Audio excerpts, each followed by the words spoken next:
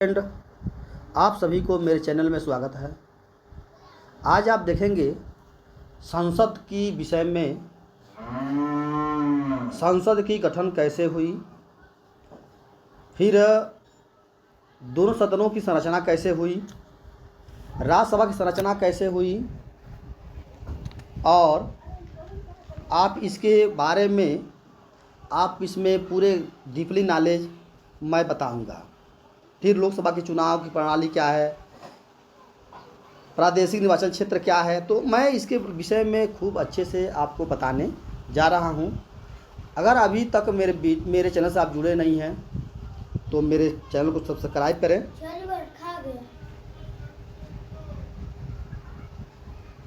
और मेरे वीडियो को अंत तक देखेंगे, तभी समझ पाएंगे कि संसद के विषय में क्या होती है। हमारे भारत के जो संविधान है उसके भाग 5वें में अनुच्छेद 69 से लेकर, यानी यह जो आर्टिकल्स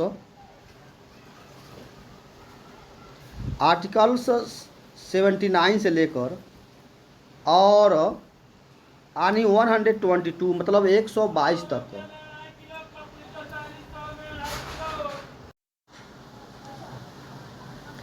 में संसद की गठन, इसके विषय में गठन कैसे हुआ, फिर इसकी जो संरचना है वो कैसी हुई, फिर इसकी अवधि क्या है वह आप देखेंगे, फिर अधिकारियों, इसका क्या अधिकार है, फिर इसकी जो प्रक्रिया क्या है,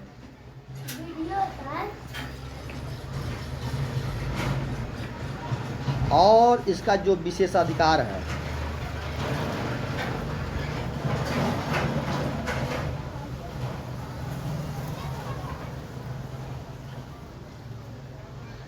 और इसकी जो शक्ति इनके बारे में वर्णन करने जा रहा हूँ। आपको ध्यान होना चाहिए कि जो आर्टिकल्स 79 से लेकर और 102 तक है, इसमें संसद के विषय में दिया गया है।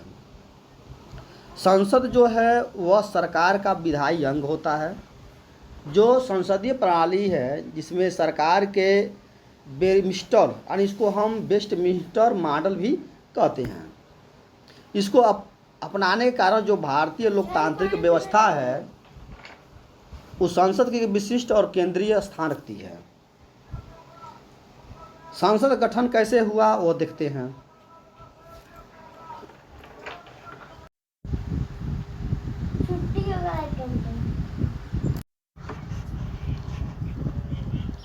संसद की कैसे गठन हुई, संविधान के जो अनुसार है वो भारत की जो संसद के 3 अंग हैं। इन जो संसद के क्या हैं, 3 अंग हैं। पहला है राष्ट्रपति, दूसरा है लोकसभा और तीसरा है राज्यसभा।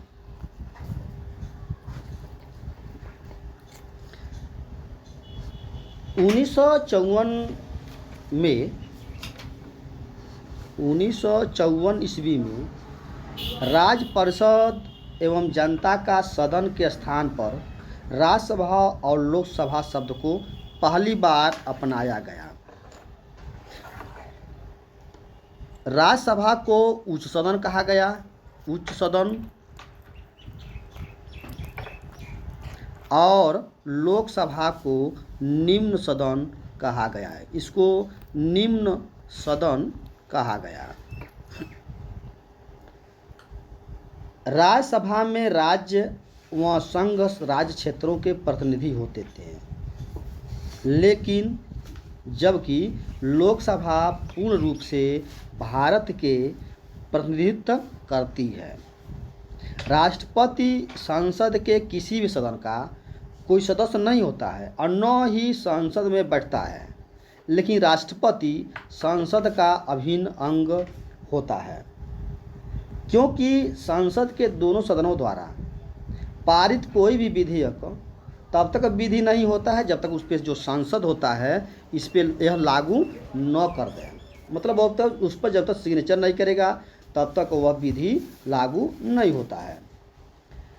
राष्ट्रपति जो होता है संसद के कुछ चुनिंदा कार्य भी करता है। जैसे राष्ट्रपति जो होता है वो दोनों सदनों का सत्र आहूत करता है।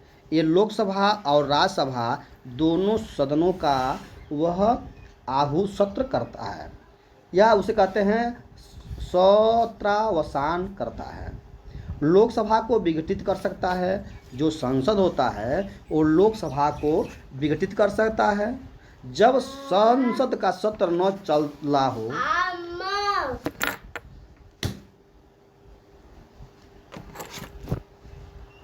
वह अध्यादेश जारी कर सकता है। इस मामले में भारतीय संविधान अमेरिका के स्थान पर, जो भारतीय संविधान है इंडियन कॉन्स्टिट्यूशन, वह अमेरिका के स्थान पर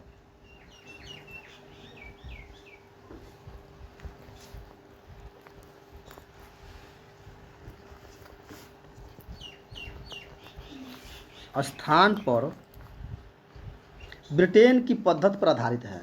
यानी यह यह व्यवधान है, जो प्रावधान है राष्ट्रपति का, वह अमेरिका के स्थान पर जो ब्रिटेन की पद्धति पर आधारित है, यह भारत में।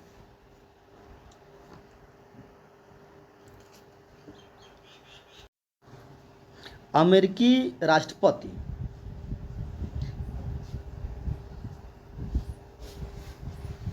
इस मामले में भारतीय संविधान अमेरिका के स्थान पर ब्रिटेन की पद्धति पर आधारित है।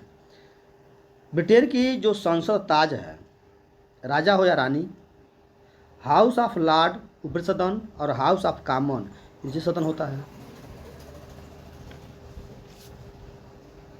इसके विपरीत अमेरिकी राष्ट्रपति विधानमंडल का महत्वपूर्ण अंग नहीं होता है।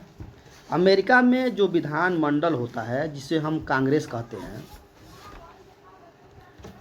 उसमें जो कांग्रेस है इसके अंतर्गत, कांग्रेस के जो अंतर्गत इसमें आते हैं सीनेट को हम कहते हैं ऊपरी सदन, और हाउस ऑफ रिप्रेजेंटेटिव को हम कहते हैं निचली सदन।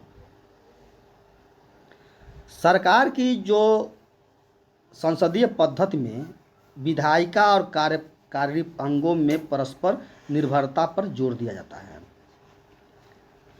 हमारे यहाँ जो संसद में, भारत के जो संसद में राष्ट्रपति ब्रिटेन की संसद में ताज की तरह है। यानी जो भारत की जो राष्ट्रपति है वह ब्रिटेन की संसद में और ताज की तरह है। वही दूसरी तरफ राष्ट्रपति पद्धति वाली सरकार में विधायी और कार्यकारी अंगों को अलग करने पर जोर दिया जाता है। इसलिए अमेरिकी राष्ट्रपति होता है वह कांग्रेस का घटक नहीं माना जाता है। यह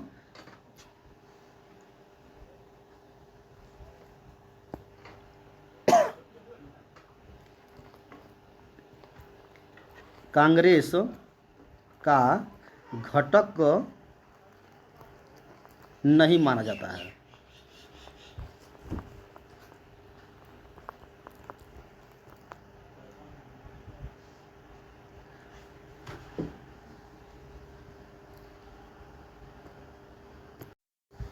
राज्यसभा की संरचना, मतलब दोनों सदनों की जो संरचना होती है, राज्यसभा और लोकसभा। तो राज्यसभा की संरचना कैसे हुई? करा राज्यसभा की जो अधिकतम संख्या है, इसकी जो संरचना में जो अधिकतम संख्या है, जो इसके में संख्या है वह होता है 250। यह निर्धारित किया गया है, फिक्स है। इसमें से 200 जो 38 सदस्य होते हैं, 200 जो 38 मेंबर्स होते हैं, और राज्यों से व संघ राज्य के क्षेत्रों के प्रतिनिधित्व यानी अप्रत्यक्ष रूप से निर्वाचित होंगे, जबकि जिसमें 12 जो सदस्य होते हैं वह राष्ट्रपति द्वारा मनोनीत किया जाता है। यानी वह क्या होते हैं, 12 जो सदस्य होते हैं वह होते हैं मनोनीत होते हैं, यानी यह राष्ट्रपति द्वारा मनोनीत किया जाता है। जो प्रेजेंट टाइम में राज्यसभा में 245 सदस्य हैं, इसमें है 245 सदस्य इस समय हैं राज्यसभा में, और जो राज्यों की प्रतिनिधित्व करते हैं, जिसमें 8 संघ जो होता है इसमें और जो 8 संघ राज्य क्षेत्रों को प्रतिनिधित्व करते हैं, और जो 12 सदस्य जो हैं वह राष्ट्रपति द्वारा क्या होते हैं, मनोनीत होते हैं। संविधान की जो चौथी अनुसूची जो है, इसमें जो चौथी अनुसूची है में राज्यसभा के लिए राज्यों व संघ राज्य क्षेत्रों के सीटों का आवंटन का वर्णन किया गया है चौथी अनुसूची में। अब आते हैं राज्यों का प्रतिनिधित्व।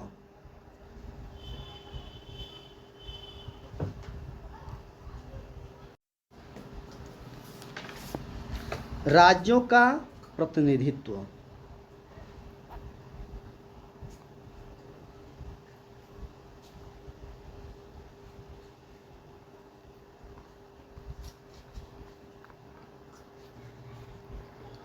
राज्यसभा में राज्यों का प्रतिनिधित्व का निर्वाचन राज्य विधानसभा के निर्वाचित सदस्य करते हैं, यानी जो इसका वो जो प्रतिनिधित्व होते हैं वह विधानसभा के निर्वाचित सदस्य राज्य के, यानी राज्य निर्वाचन राज्य विधानसभा के निर्वाचित सदस्य इसका प्रतिनिधित्व करते हैं। राज्य विधानसभा के निर्वाचित सदस्य, राज्य विधानसभा के जो निर्वाचित सदस्य होते हैं वह उसका प्रतिनिधित्व करता है। चित्त जो सदस्य होते हैं वह करते हैं। चुनाव अनुपातिक प्रतिनिधित्व पद्धति के अनुसार एकल संक्रमणीय मत द्वारा, मतलब एकल संक्रमणीय एकल संक्रमणीय मत द्वारा इसका चुनाव होता है। जो इसका चुनाव होता है वह एकल संक्रमणीय मत द्वारा होता है। राज्यसभा के राज्यों की जो सीटों का बंटवारा है उनकी जनसंख्या के आधार पर किया जाता है, यानी जो सीटों की बंटवारा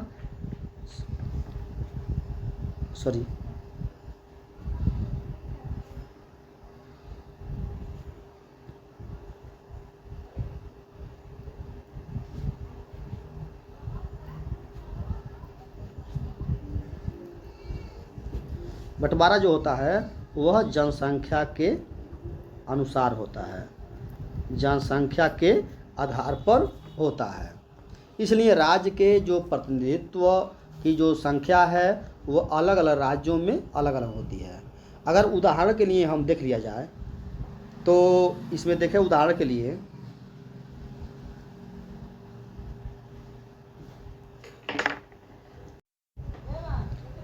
तो यहाँ हम देखें, अगर उत्तर प्रदेश की हम बात करें, यूपी का उत्तर प्रदेश, तो उत्तर प्रदेश में जो है वह 31 सदस्य होते हैं, यानी 31 इसमें सदस्य हैं। जबकि त्रिपुरा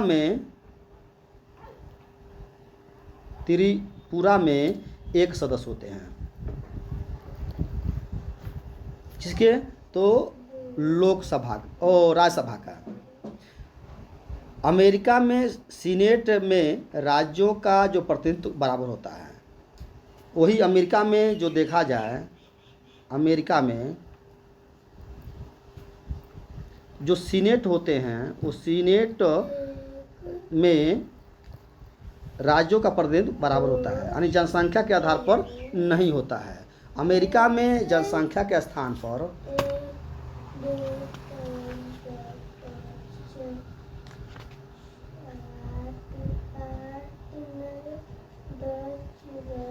सभी राज्यों को सीनेट में समान प्रतिनिधित्व दिया गया है। अमेरिका सीनेट में कुल जो 100 सीटें होती हैं, अमेरिका में जो सीनेट होती हैं उसमें कुल 100 सीटें होती है तथा प्रत्येक राज्य को 2 सीटें प्राप्त है। अब आते हैं संघ राज्य क्षेत्रों का प्रतिनिधित्व।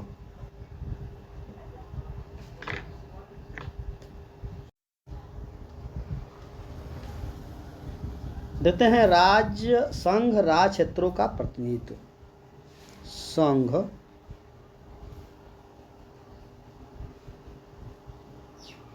राज्य क्षेत्रों का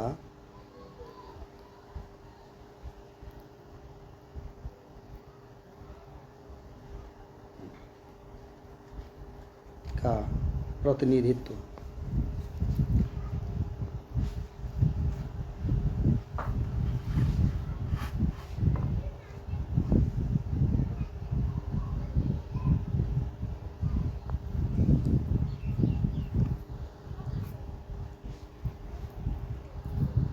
राज्यसभा में संघ राज्य क्षेत्र का प्रत्येक प्रतिनिधि इस कार्य के लिए निर्मित एक निर्वाचक मंडल द्वारा चुना जाता है, यानी निर्वाचक मंडल द्वारा चुना जाता है।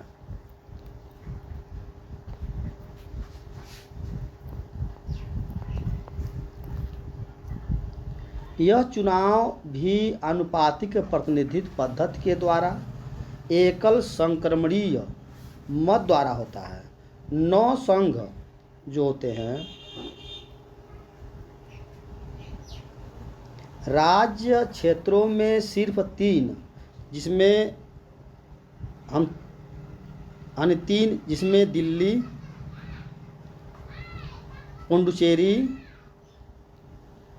और जम्मू एवं कश्मीर, जम्मू एंड कश्मीर के प्रतिनिधि राज्यसभा में है। और 6 जो संघ होते हैं,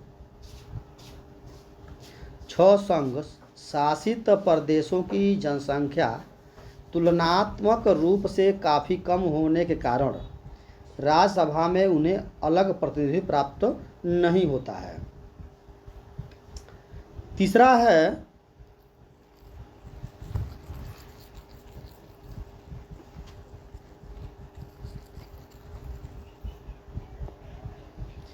नामित या नाम निर्देशित सदस्य।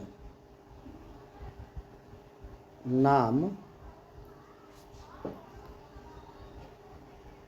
निर्देशित सदस्य यह राष्ट्रपति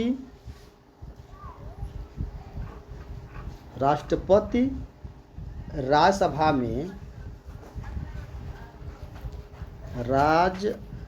में 12 ऐसे जो सदस्य होते हैं को नामित या नाम निर्देशित करता है, जिन्हें हम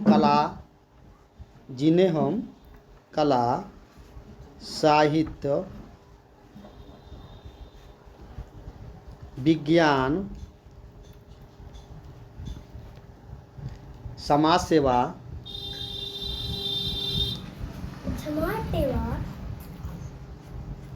विषय के संबंध में विशेष ज्ञान या व्यवहारिक अनुभव होते हैं। ऐसे व्यक्तियों को नामांकित करने के पीछे उद्देश्य है कि नाम या प्रसिद्ध व्यक्ति बिना चुनाव के राज्यसभा में जा सके। यहाँ यह ध्यान देने वाली बात है कि अमेरिकी सीनेट में कोई नामित सदस्य नहीं होता है, मतलब अमेरिका में कोई नामित सदस्य इसमें नहीं होता है। अमेरिका में नामित सदस्य नहीं होता है।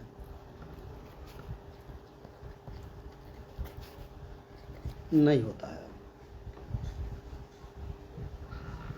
अब मैं बात करता हूं लोकसभा की संरचना।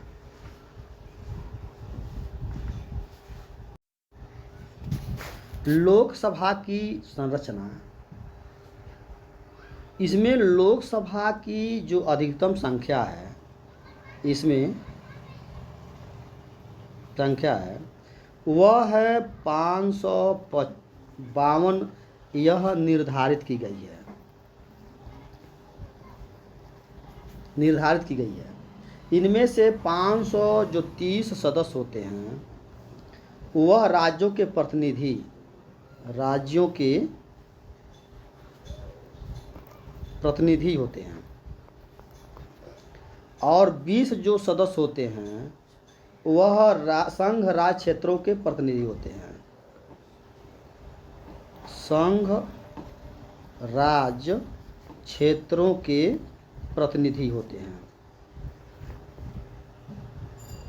और एंग्लो इंडियन समुदाय के जो 2 सदस्य होते हैं, एंग्लो इंडियन जो समुदाय के ये जो 2 सदस्य होते हैं वह राष्ट्रपति नामित या नाम निर्देशित करता है। 2 सदस्यों का यह राष्ट्रपति करता है। तो इसमें टोटल 552 सदस्य जो होते हैं वह निर्धारित हो जाते हैं। वर्तमान में देखा जाए तो लोकसभा में 545 सदस्य हैं वर्तमान समय में।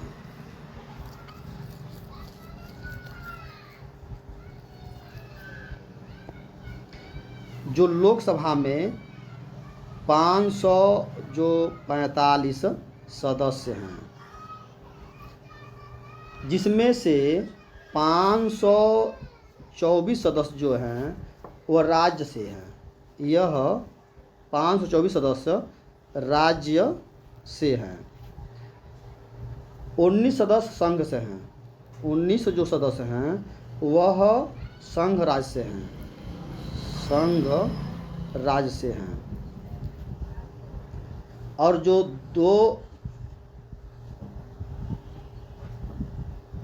सदस्य हैं वह राष्ट्रपति द्वारा एंग्लो इंडियन समुदाय के हैं। एंग्लो इंडियन समुदाय के हैं जो राष्ट्रपति द्वारा चुने गए हैं। तो यह 545 जो सदस्य हैं इस तरह का हुए हैं। अब जो राज्यों का जो प्रतिनिधित्व है वह कैसे हैं वो देखते हैं।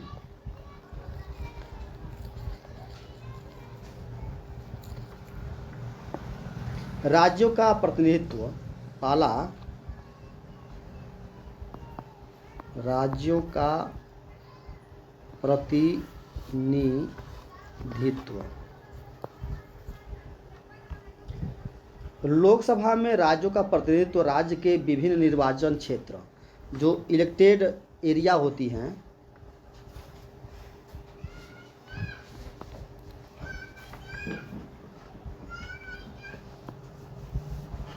क्षेत्रों के लोगों द्वारा प्रत्यक्ष रूप से निर्वाचित होते हैं। भारत के हर नागरिक को जिसकी उम्र 18 वर्ष से अधिक हो गई है जिसे संविधान या विधि के उपबंधों के मुताबिक अयोग्य नहीं ठहराया गया हो और मत देने का अधिकार हो जाता है। और जो 61वें संविधान संशोधन के अधिनियम 1961 यानी 61वें संविधान संशोधन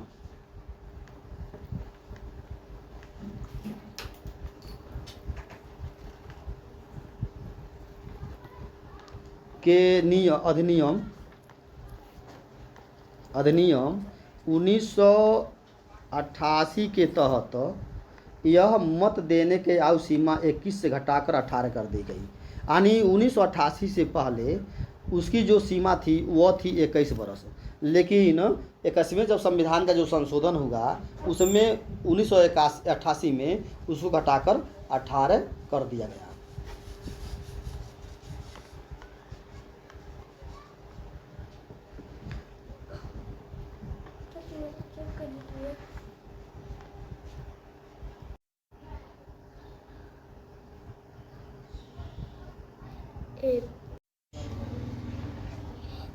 अब आते हैं, दूसरा है राज संघ राज क्षेत्रों का प्रतिनिधित्व।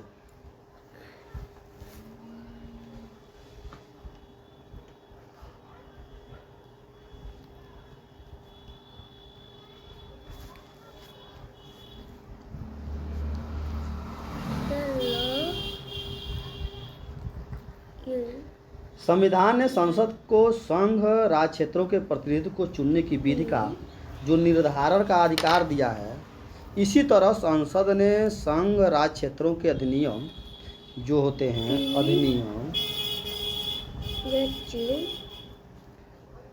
1965 बनाया गया, जिसके तहत राज्य क्षेत्रों से प्रत्यक्ष निर्वाचन के तहत लोकसभा के सदस्य चुने जाते हैं।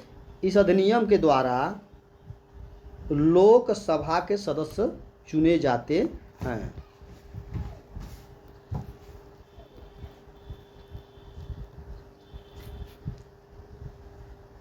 तीसरा है इसमें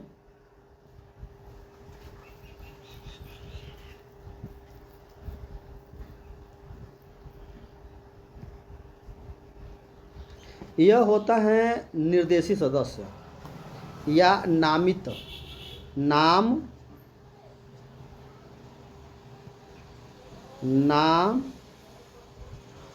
निर्देशित सदस्य।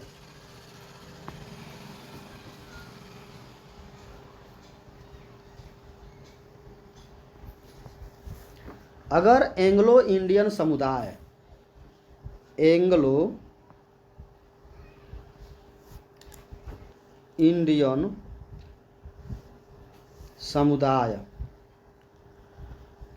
का लोकसभा में पर्याप्त प्रतिनिधित्व न हो तो राष्ट्रपति इस समुदाय के 2 लोगों को नामित या उनका नाम निर्देशित कर सकता है। यह उपबंध 1960 में